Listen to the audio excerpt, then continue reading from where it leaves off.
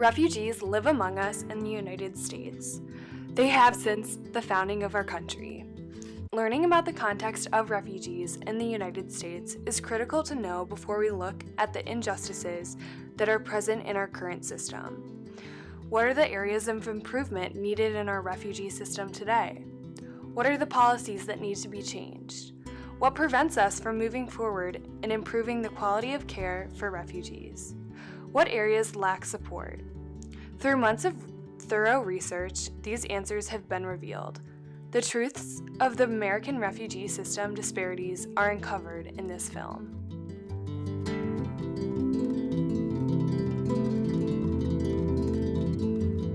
Shirley Bryce Heath is an anthropological professor at Stanford University and has worked for many years with refugees from various places. Most recently, she worked with the Red Cross in Denmark doing research on how refugees integrate into the Danish culture through museums and art. We often say that America is a land of refugees, a land of immigrants. However, we rarely look at the complexities of history.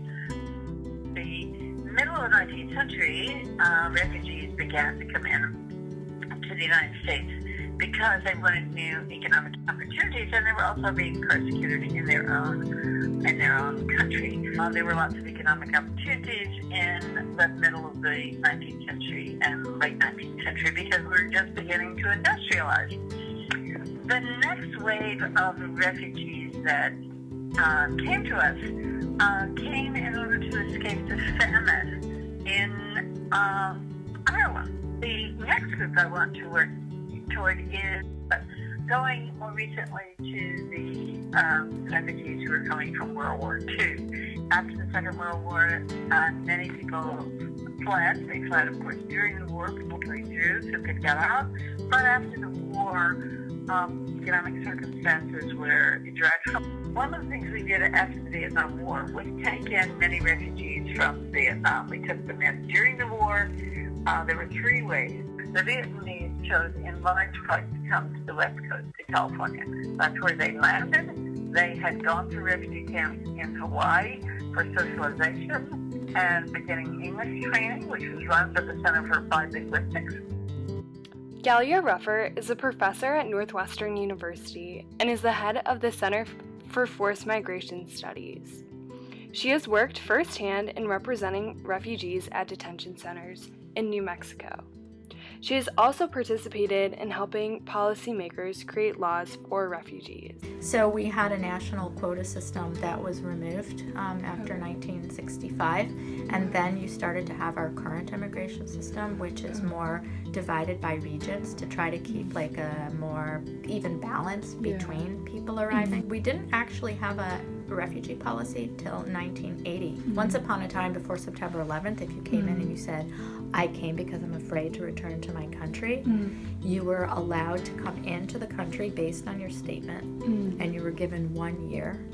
We more recently changed our laws again to say you may not just enter our country. You might say that you came because you were afraid to return to your country, but while we determine whether that's true or not, you're going to stay in detention. Now that we have begun to understand the historical context on refugees in America, we can learn about the changes needed in our current system. Today, refugees in America are not adequately treated, seen through their detention and border assessment, minimal funding of refugee programs, and lack of support in mental health and job integration because of the United States' unconcern with refugees. In our refugee policy today, we detain innocent people who come to America looking for a safe haven away from persecution and danger. When refugees come to our borders, we immediately jail them. On average, it takes 3 months for officials to be ready to have a credible fear interview with the refugee. This system is not right and does not demonstrate fair treatment. Locking up women and children in a jail is not what America is about, especially a jail being described as worse than a Syrian refugee camp. And so they're in New Mexico. Some of the issues were they didn't have any schools in them at the beginning. We have a right to education. I was in Thailand, and they don't even have any rights for refugees, but they managed to provide schooling to kids in detention. It still had barbed wire, like, a fence and wires around it. So once you were in there, you're not allowed out. So a detention center could be anything like such as that, but there's also different kinds of state prison facilities in Illinois even that are set up as detention center. Lynette Parker is a professor at Santa Clara University in California, and she works as a lawyer, specializing in the moral and ethical implications of refugee treatment in America. She has published several papers and articles on this topic. Detention is really, really hard on people who fled, and the problem is that refugees are dealing with so much trauma and so many other issues. To detain them is just very inhuman. You're putting them through another hell. At the border of Mexico and America, refugees are reviewed by untrained and unconcerned Border Patrol officers. Because of America's laziness in supporting refugees, our government allows this critical assessment to be left with unable people. Due to this, many refugees who are genuinely in need are turned away, resulting in unethical treatment. They flee across our border. A lot of times they've had to pay a smuggler or however they get here. Most of them are women traveling with young children. So they get across the border, and our Custom and Border Patrol picks them up at the border, and then they'll ask them, why are you here? What is your reason for entering? The Border Patrol is the one who at that point has to make a determination. Are they here as a refugee, or are they here to work? Like, did they violate our immigration laws by just entering? Either case, they're put into detention. The fact that we make it so difficult to claim your refugee status, especially for Central Americans, by putting them in detention, that it's not in compliance with the Refugee Convention. Because we have now enabled our Customs and Border Patrol to do the initial screening. So you arrive across a border, it used to be that you got to see an asylum officer. Oh, okay. So you were allowed in, and then you get to apply, or you get, an actual person like that who supposedly is trained. But now, because we shifted it out, we train Border Patrol agents to do a quick screening of you. Who are you? Where are you from? It's supposed to be in your language, but we found out it's not. Those forms that are filled out by Customs and Border Patrol, almost every single one where they said, why did you come to the United States? It said, came to work. And some of them were like for a 3-year-old child. And it's the American Immigration Lawyers Association Pro Bono project in these detention centers. And it's comprised of over 300 attorneys who just took it upon ourselves to volunteer on a rotating basis to try to provide legal support services for these women and children who otherwise would have no representation and have just been sent home. And we were able to basically turn it around, and over 90% of them are found to be actual asylum seekers when they're able to, speak in their language, present their claim, present evidence, talk to somebody, an actual judge. There you go. Wow, that's so cool. Nationally, refugee organizations have continuously lost more and more funding. As a result, refugees are affected. Programs and services are cut, and salaries are minimal. If the U.S. is unable to support refugees with classes and groups, then America is exhibiting a lack of concern for the refugees with this unjust treatment. Resettlement support services are at an all-time low. They're not a very well budgeted program. Debbie Behrman is on the board of directors for the Pan-African Association. She has interacted with refugees firsthand and has observed what their struggles and needs are while trying to integrate into American society. We don't get much funding. In fact, the funding that we've gotten in the past is mostly from government. In the last few years, it's been cut about 2/3. Supporting staff is hard.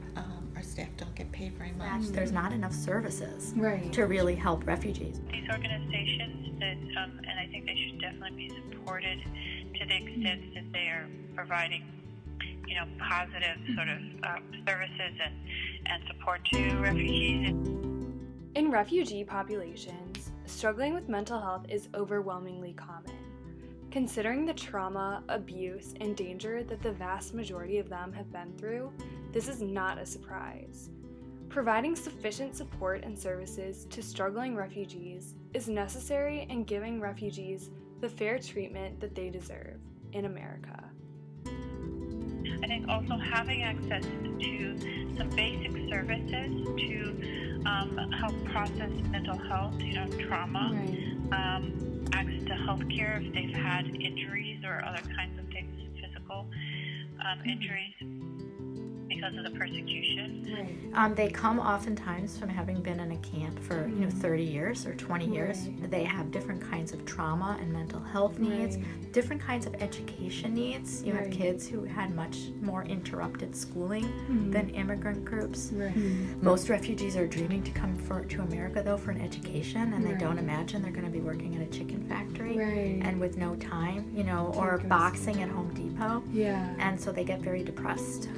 And so I think, there's a big gap in terms of meeting real integration needs or really being better at receiving people who really just want to get on with their lives, and they're not able to because of the way in which we push them into economic self-sufficiency. Well, one of the difficult things is that many times refugees have, come from countries where they've been studying, or they're educated, they have positions, job positions. While we do provide sort of resettlement, we don't really provide sort of the transition, the bridge from careers and the knowledge and the capacity that they had in their own countries to something similar here. For example, somebody who is a doctor in their country who's had to sweep, instead of having to sweep floors, that's all that they can find because they don't have a doctor's degree here, helping them get the degrees so that they can actually practice what they've been trained. Poverty is very common among refugees because of the cultural, linguistic, and societal barriers. With this, the United States has very unrealistic expectations for refugees in their self-sufficiency. By only being supported up to 3 months monetarily, refugees are not able to live above poverty without this support. In order to be more moral in our treatment of refugees and show our country's concern, we must support refugees for a longer period of time. The U.S. government provides monetary support for up to 90 days. The U.S. government expects that within 3 months you will learn English, have a job, be able to pay for rent and everything, and start to pay back the money that the government spent for your transportation over here. Resettlement agencies, as I said, while they don't provide monetary support, they're able to provide services for longer than that. So for a single person, it's up to 9 months, and for a family, up to 2 years. It wasn't enough time. They were homeless, they were out on the streets, they didn't have any support, and they didn't have anywhere to go. These interviews inspired more research in digging deeper on the various holes of refugee support in America. Finding studies, articles, and videos that all reiterated the points made by the interviewees made this issue that much more important. It has become more and more clear through additional research that refugee detention centers, unreliable assessments, lack of funding, minimal support, and ineffective job integration are all large problems in the refugee community and have yet to be fixed by the American government. The unconcern reflected by America is becoming more and more obvious. If we ignore the pressing issue of refugees and do not change our policies to reflect a more fair, more just system, then this vulnerable group of people will continue to feel more and more disadvantaged. America, a country founded on refugees, will ultimately become the oppressor that our ancestors fled from.